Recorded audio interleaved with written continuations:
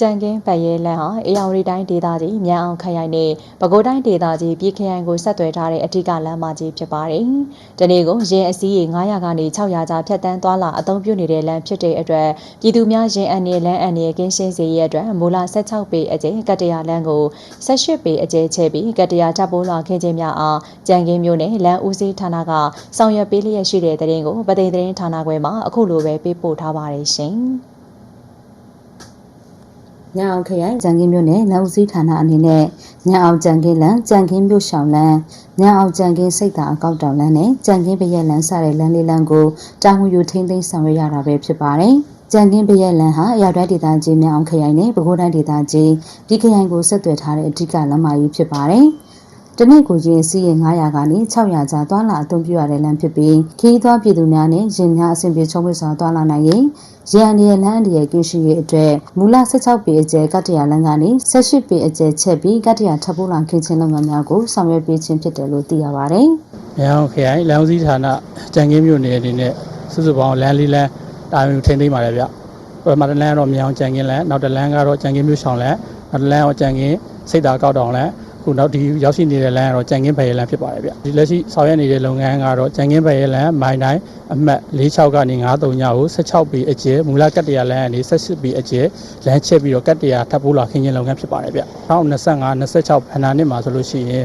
လုပ်ငန်းအနေနဲ့ဆိုလို့ရှိရင်တော့ကတ္တရာလမ်းအနေမြင့်ဖြစ်ခြင်းတမိုင်နဲ့မှာ6ဖာလုံးဖို့မြေဖြတ်မြေလုပ်ငန်းဆောင်ရွက်ခြင်း9ဖာလုံးကတ္တရာလမ်းချဲ့ခြင်း2ဖာလုံးဆောင်ရွက်ပါတယ်ဗျပွင့်လင်းရာဒီလုပ်ငန်းတွေအများဆုံးပြောဆိုအောင်ကျွန်တော်စိတ်ရန်နေရလဲ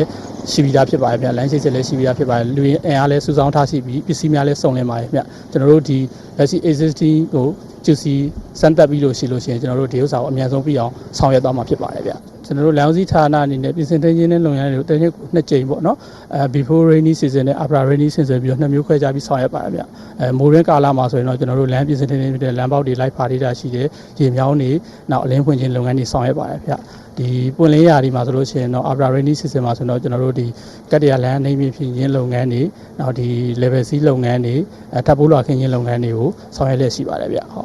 ဟုတ်ကဲ့ဒီလမ်းအနေနဲ့ကတော့ကျွန်တော်တို့ဒီဟာ AI တိုင်းဒေသကြီးမြန်အောင်ခရိုင်နဲ့ပဲခူးတိုင်းဒေသကြီးဒါပြည်ခရိုင်ကိုဆက်သွယ်တဲ့ဒါအဓိကအရေးပါတဲ့လမ်းမကြီးဖြစ်ပါတယ်ဗျ ADD နဲ့ဆိုလို့ရှိရင်တော့တစ်နေ့ကို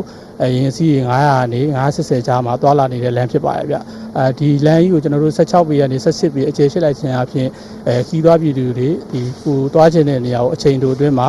လွယ်ကူချောမေးစွာနဲ့တွာလာနိုင်မှာဖြစ်ပါတယ်ဗျနောက်ခါဒီလမ်းတွေကောင်းသွားတဲ့အတွက်ဒီ road user တွေနဲ့သူတို့ရဲ့ရင်းတွေကိုပြုပြင်ထိန်းသိမ်းစိတ်တွေလည်းပေါ်နေသွားမှာဖြစ်ပါတယ်ဗျဟုတ်ခုဒီဆောင်ရွက်နေတဲ့လုပ်ငန်းတွေအကုန်လုံးကိုလည်းကျွန်တော်တိုင်းဒေသကြီးဆိုရဖွဲ့ဝန်ကြီးရဲ့လမ်းညွှန်မှုနဲ့ကျွန်တော်တို့ဆောက်လုပ်ရေးဝန်ကြီးဌာနလမ်းဦးစီးဌာနရဲ့အနိကကြီးကြပ်မှုတွေနဲ့ကျွန်တော်တို့အစဉ်အဆက်ဆောင်ရွက်နေပါတယ်ခင်ဗျလမ်းကောင်းသွားတော့လေတော်တော်ကိုဟိုဒါကြည်နူးပါလေလမ်းလည်းတော်တော်ကောင်းသွားတာဟုတ်သွားလည်းအဆင်ပြေသွားတယ်ခုဒီလမ်းဆိုလို့ချင်းဒီဘက်သွားလို့ချင်းသွားကြံငယ်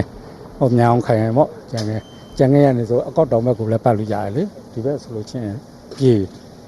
ကနေပသိမ်ဘက်ကိုလည်းသွားလို့ရတဲ့အတွက်တော့လမ်းကတော့အဆင်ပြေတာပေါ့လမ်းစီဌာနကိုကျေးဇူးလည်းတင်ပါတယ်လို့ဒီသတင်းကိုပသိမ်သတင်းဌာနခွဲကပြပို့ထားပါတယ်ရှင်